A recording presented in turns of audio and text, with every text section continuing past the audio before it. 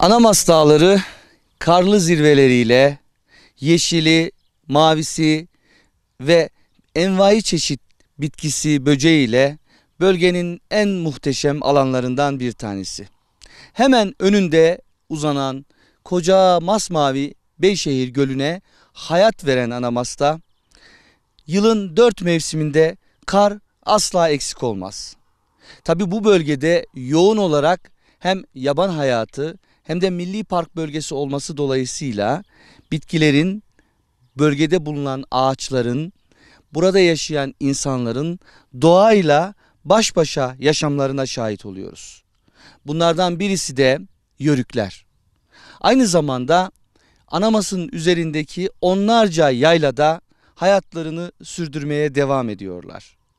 Anamas'ın bir bölümü Konya ve Beyşehir bölgesine bakarken hemen sol tarafımızda yer alan bölümünde ise Anamas'ın Isparta topraklarıyla buluştuğu alanları görüyoruz. Anamas'ın sağ tarafında ise Antalya toprakları var. Arkamızda görülen karlı zirveler ise 3000 metre yüksekliğe sahip Dipboyraz Tepesi. Yani bölgede Toroslardan Eğirdir'e kadar uzanan, Akşehir'e, Sultan Dağları'na kadar uzanan büyük göç yolu üzerinde zirvesi en yüksek olan tepenin Anamas Dağları'nda olduğunu görüyoruz. İşte bu dağların üzerinde Ispartalı yörüklerin, Antalyalı yörüklerin, Beyşehirli yörüklerin yayladığı onlarca yayla var. Hemen Ali Efendi Yaylası Serikli yörüklerin yazın ve güzün yazladıkları, güzledikleri alanlardan bir tanesi. Ali Efendi Yaylası bugün hala Seriklilerin bir mahallesi durumuna dönüşmüş bulunuyor. Yanı başındaki Çatalhöyük Yaylası Kurucova toprakları içerisinde yine Seriklileri, yörükleri misafir ettiğimiz alanlardan birisi. Çataloluk soğuk suyuyla, havasıyla, iklimiyle yörükleri asırlardır bağrında taşıyor. Aynı zamanda bölgede en önemli alanlardan birisi de Kızoluğu ve Genek bölgesi. Kızoluğu ve Genek bölgesinde ise genellikle Kurucovalı bölge ahalisinin yaz ve güz mevsimlerini geçirdiklerini görüyoruz. Küçük Muslu ve Büyük Muslu yaylalarında bugün arıcıları ve yörükleri görmek mümkün. Her tarafta Anamas'ın bitkisinden, böceğinden, çiçeğinden, kekiğinden istifade eden insanlar Anamas'la birlikte yaşamlarını sürdürüyorlar.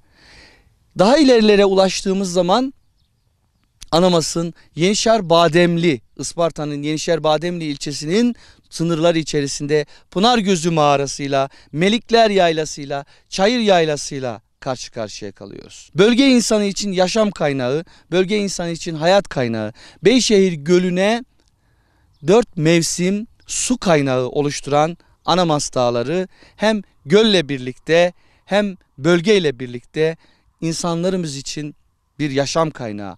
Buralardan bölge insanının da istifade ettiğini görüyoruz. İşte bölge insanlarından birisi de hemen şimdi yanımızda. Anamas'ı karış karış bilen, yıllardır Anamas'ın eteğindeki Kurucova topraklarında doğmuş, büyümüş, bölgeden hiç ayrılmamış ve bize bugün mihmandarlık yapacak olan Hidayet Bey ile beraberiz. Efendim ben Hidayet Çiçek. Sol tarafımızdaki Dikboyraz Tepesi'nden itibaren belki bizim bölge olarak 22-23 kilometre çam ormanlarıyla, çeşitli sedir, göknar gibi ormanlarıyla kaplı bir dağımızdır.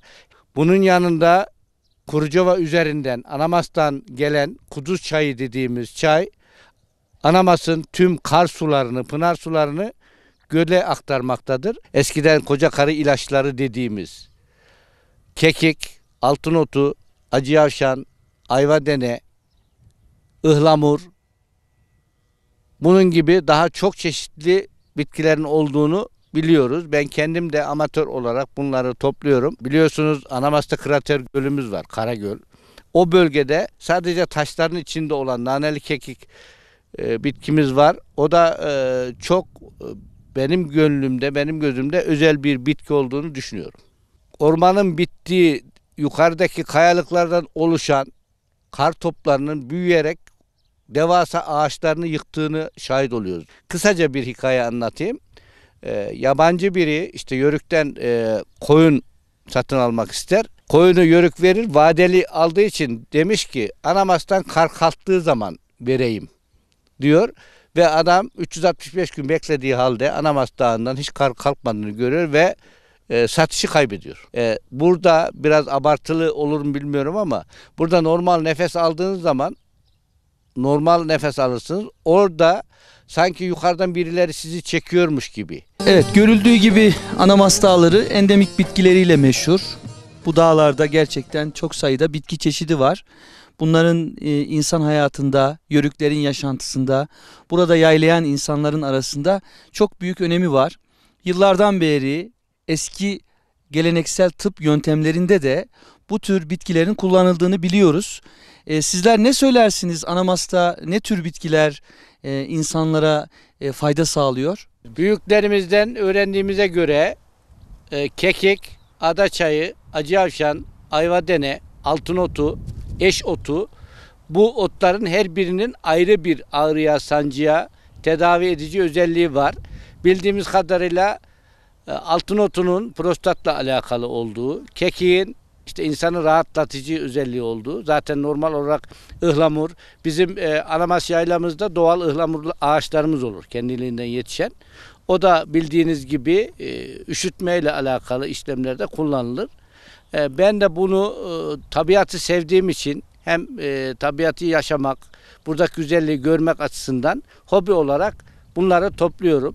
Anamas yaylasında 7 çeşit kekik olduğunu biliyoruz. Belki daha fazla vardır ama bizim büyüklerimizden anlayabildiğimiz 7 çeşit kekik olduğunu biliyoruz. Şu yerdeki sabit olan kekik koyun kekiği dediğimiz kekik.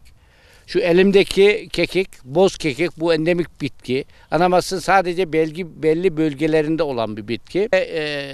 Kaya kekiğimiz var. O bunlardan biraz daha etkili. Kayalıklarda oluşan bir kekik. Şimdi Elimde gördüğünüz ot altın otu. Adını zannederim renginden almış. Bu da bilebildiğimiz kadarıyla prostat, alt solunum enfeksiyonları, böbrek rahatsızlığı gibi işlemlerde faydalı olduğu söylenir. Bu da herkesin bildiği gibi ada çayı. Yalnız bunun özelliği yüksek tepelerde oluşu ve bu boğanaklarının sık olması sebebiyle diğer ada çaylarından biraz daha etkili olduğunu biliyoruz. Şimdi tabii ki Anamas Dağı'nda bulunan onlarca çeşit ot burada yaşayan Yörükler ve bölge ahalisi tarafından biliniyor. Çünkü asırlardır yayla şartlarında şehirlerden uzak, doktorun, sağlık ocağının, hastane imkanının olmadığı şartlarda eskiden beri Yörüklerin yaşlıları deneyimleme usulüyle tecrübe ederek bu tür otları geleneksel tıp hekimliği anlamında tedavilerinde kullandılar. Ancak tabii artık modern tıpın belli noktalara ulaşması vesilesiyle televizyonlarda da bu tür otlarla ilgili çok sayıda program karşımıza çıkıyor. Tabii vatandaşlarımızın, izleyicilerimizin, dinleyicilerimizin bu tür otların ölçüsü dahilinde kullanması gerektiğini mutlak surette bilmeleri gerekiyor. Yine de doktor kontrolü bizim için çok önemli.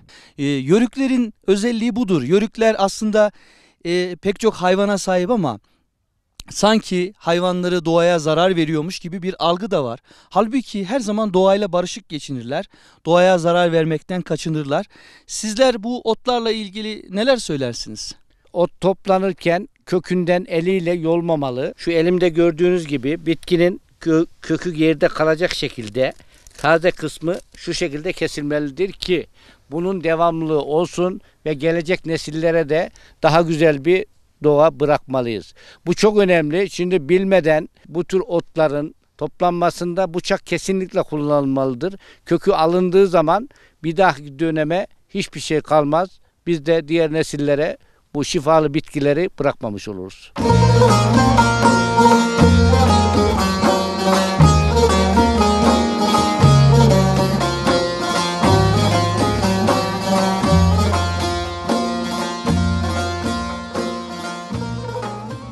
Anamas'sın sen.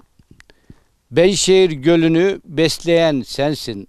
İnsanın gönlünü süsleyen sensin. Baharda yeşili özleyen sensin. Seni seviyorum asil anamaz. Torosların bağrında çiçek açarsın. 6 ay boyunca yalnız yaşarsın.